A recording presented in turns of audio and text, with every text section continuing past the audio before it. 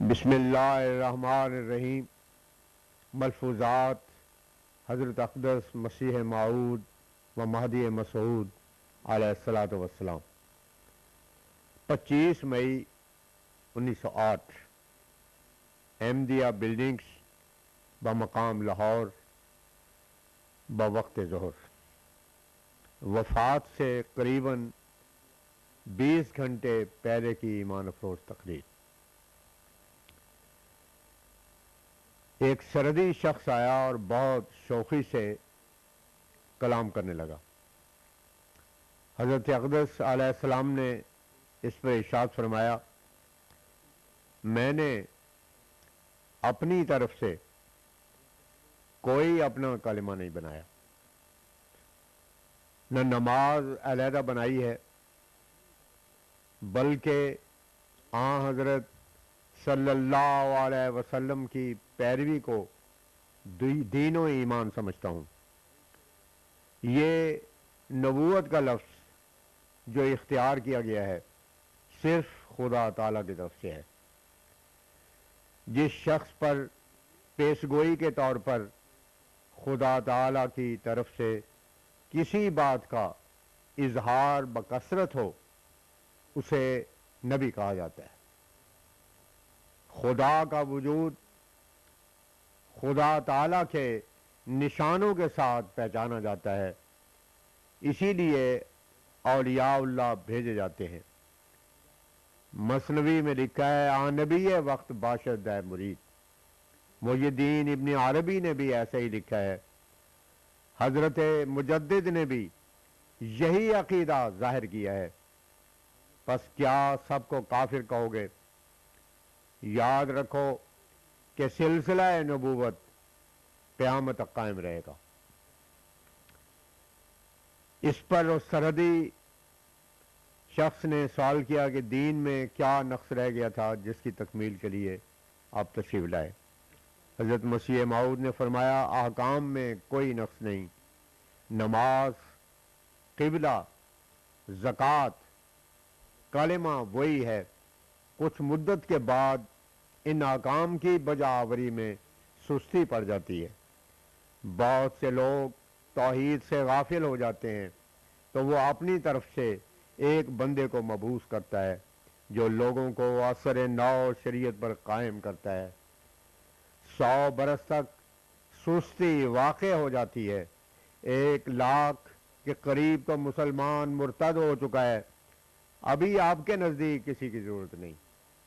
لوگ قرآن چھوڑتے جاتے ہیں، سنت نبوی سے کچھ غرض نہیں، اپنی رسوم کو اپنا دین قرار دے دیا ہے، اور ابھی آپ کے نزدیک کسی کی ضرورت نہیں۔ اس پر اس شخص نے کہا کہ اس وقت تو سب کافر ہوں گے، کوئی 30-40 مومن رہ جائیں گے۔ فرمایا، کیا مہدی کے ساتھ جو مل کر لڑائی کریں گے وہ سب کافر ہی ہوں گے؟ پھر اسی شخص نے پوچھا کہ آپ نے کیا اصلاح فرمائی؟ حضرت مسیح موعود نے فرمایا، دیکھو 4 لاکھ سے زیادہ آدمیوں نے میرے ہاتھ پر فسق و فجور اور دیگر گناہوں اور فاسد عقیدوں سے توبہ کی۔ انسان جب فسق و فجور میں پڑتا ہے تو کافر کا حکم رکھتا ہے۔ کوئی دن نہیں گزرتا جب کئی اشخاص توبہ کرنے کے لیے نہیں آتے۔ ہر امر میں اللہ تعالیٰ کی طرف رجوع کرنا ایک بڑی بات ہے۔ مسلمانی صرف یہی نہیں جیسے تم سمجھتے ہو۔ نیکی کرنا نہایت مشکل کام ہے۔ ریاکاری کے ساتھ عمل باطل ہو جاتا ہے۔ یہ زمانہ ایسا زمانہ ہے کہ اخلاص کے ساتھ عمل کرنا مشکل ہے۔ دنیا کی طرف لوگوں کی توجہ ہے۔ ہر صدی کے سر پر اس قسم کی غلطیوں کو مٹانے اور توجہ اللہ دلانے کے لیے مجدد کا وعدہ دیا گیا ہے۔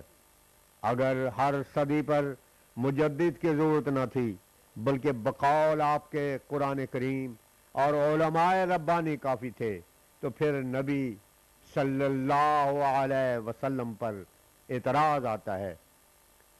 حج کرنے والے حج کو جاتے ہیں، زکوٰۃ بھی دیتے ہیں، روزے بھی رکھتے ہیں، پھر بھی حضرت صلی اللہ علیہ وسلم نے فرمایا کہ 100 برس کے بعد مجدد آئے گا۔ مخالفین بھی اس بات کے قائل ہیں، پس اگر میرے وقت میں ضرورت نہ تھی تو پیش گوئی باطل جاتی ہے، ظاہری حالت پر ہی نہیں جانا چاہیے۔ غیب کا حال تو اللہ تعالیٰ کے سوا کسی کو معلوم نہیں۔ ویل للمصلین الذین هم عن صلاتهم ساہون، الماعون آیت 5 و 6۔ یعنی لعنت ہے ان نمازیوں پر جو اپنی صلاۃ کی حقیقت سے بے خبر ہیں۔ پس فلاح وہی پاتا ہے اور وہی سچا مومن کہلاتا ہے جو نیکی کو اس کے لوازم کے ساتھ کرتا ہے۔ یہ بات اس زمانے میں بہت کم لوگوں میں پائی جاتی ہے۔ پس ان اندرونی بیرونی کمزوریوں کو دور کرنے کے لیے میں اپنے وقت پر آیا۔